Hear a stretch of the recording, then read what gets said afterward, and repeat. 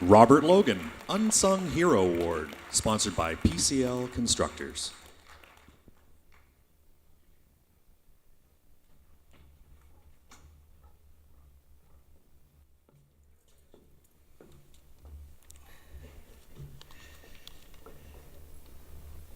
Good evening, everyone. It's great to be here supporting Family SOS. When Allie Barnum from Family SOS called me a couple of months ago and said that I'd been nominated for this award, I was surprised. I asked her what the criteria was for the nomination. She told me that they wanted to recognize somebody who had faced and overcome adversity and had the courage to give back to their community. My instinct was to say yes and accept, but I asked her for a little time. I wanted to talk it over with my family, and I wanted to give it a little further thought. I deliberated for quite a while. In fact, I think Allie thought I'd never call back and confirm. And the reason for my hesitation is because the things that I do for our community, I don't look for recognition. And in reality, I don't see myself as any different from all of you in the room tonight. Adversity is something that we all face in our lifetime. Some more than others, and some sooner. But we all face it. And I think we all have the propensity to give back. At least everybody in this room does. Your presence tonight demonstrates that in support of Family SOS. We all give in different ways. When I look out at this room tonight, I recognize people that give significant financial resources to many causes, including Family SOS, allows them to do what they do. I also recognize people that give many volunteer hours, which are vital to the organization's success. So we all have the ability to give, just in different ways.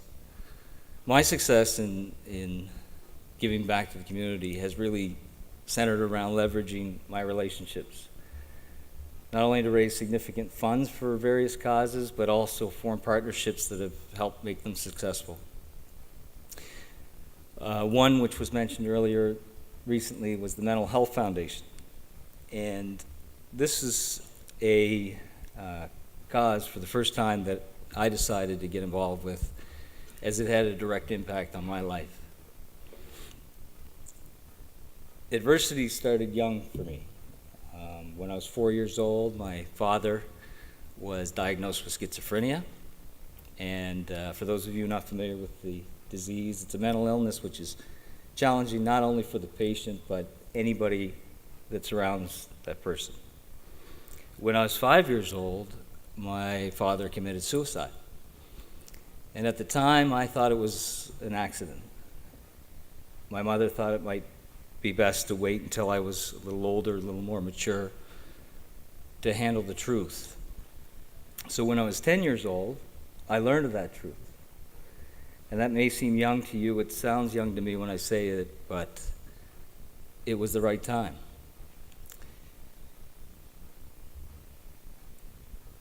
It answered a lot of questions that I had about my father's illness and his subsequent death.